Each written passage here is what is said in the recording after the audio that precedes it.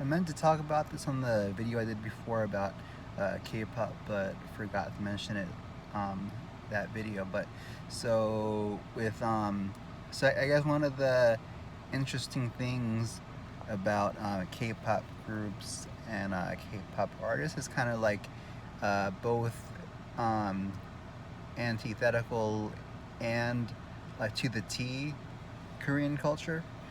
So for one thing, like in Korean and other Eastern Confucianism influenced cultures, there's the concept of saving face. That in conjunction with like a collectivist type of culture, it's the very strong emphasis on harmony, maintaining harmony within the community, between people, in between groups of people. It's very important to make sure that you don't embarrass or shame others or yourself. People take extra care to not do get into arguments in public or scold anybody or be in your face in public, and if need be something needs to be addressed, to do so in private.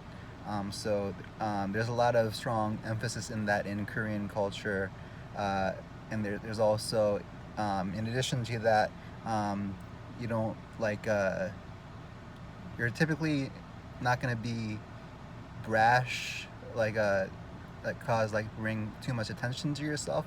That would be kind of um, either at the risk of making others feel uncomfortable or embarrassing yourself, or thought to embarrass yourself. So being too uh, out there and brash is kind of not something that's very um, fitting with the Korean culture.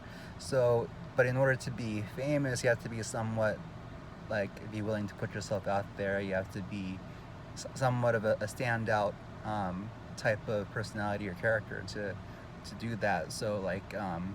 Entertainment business in general would cause somebody to have to behave in a way that's not uh, fitting with traditional East Asian or Korean culture. So that in and itself makes it kind of antithetical to Korean culture. But this whole collectivist uh, and not be too putting yourself out there kind of fits with the whole big K-pop group band dynamic, where the most successful acts have been these group acts. So it's more of a cohesive collective effort, really. So it's not so much one person standing out so much. I feel like that kind of fits in, and then like uh, I don't know. I don't know if there's a big indie or underground music movement. I know underground music exists. I enjoy quite a bit of. I don't know about current ones, but I like the hip hop acts that are started out more underground. But I'm sure that it exists. But then the popularity of K-pop music in general is kind of goes along with the conformist kind of culture. So when you think conformist, there's a lot of negative connotations coming from a individualist Western culture. Being conformist is lame, but I think, having grown up in the States, I do have somewhat of that perspective, but you can also see strengths in being more collectivist and thinking of the group instead of the individual as a good thing. It forces one to be more considerate and courteous of others, if that's your like that's your go-to kind of perspective of the world. You think of the group and others before you think about like your self-interest, and that's kind of thinking too much about self-interest is kind of looked down upon in the culture. Um, so I think it can be a good thing or a bad thing. But yeah, so having grown up in the United States since I was 4, I don't know that my family, my parents like explicitly said, don't do anything to stand out too much, or I don't know. I think my mom like had always encouraged me to be like stand confident and like be confident, that sort of thing, and to like I guess not be embarrassed to put myself out there. Kind of, I feel like I've seen that, but then like there's also a pressure to not embarrass yourself or the family. I think that was still there, but like more subtle, not so explicit.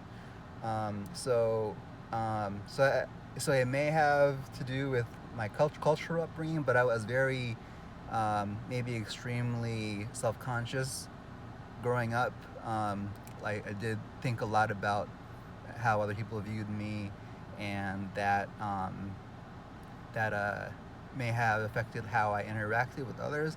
Like so at the same time being so overtly or like strongly self-conscious, like I didn't want to stand out to be like noticed and be a target of being made fun of, but I also didn't want to be viewed as a follower too, because that's lame, right? So, like just to go with the crowd all the time. So I was like cognizant of like it's not cool to be a follower, but it's also don't want to bring too much attention to yourself, uh, like by like attracting ridicule. So it's kind of a like both extremes there.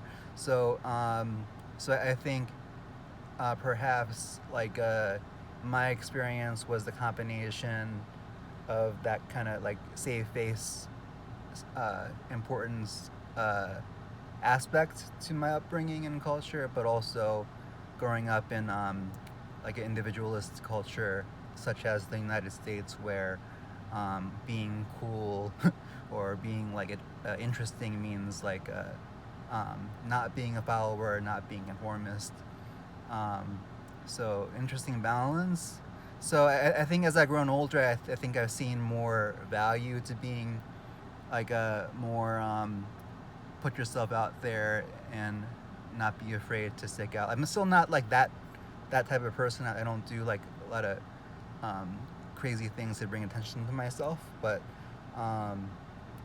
and I think it's valuable to be thought of as interesting. So like I don't know, like I like I'll do like kind of like your not so typical sense of humor. So I'm not afraid to be a little outside the box with my sense of humor, but um, I don't still don't like to bring too much attention to myself.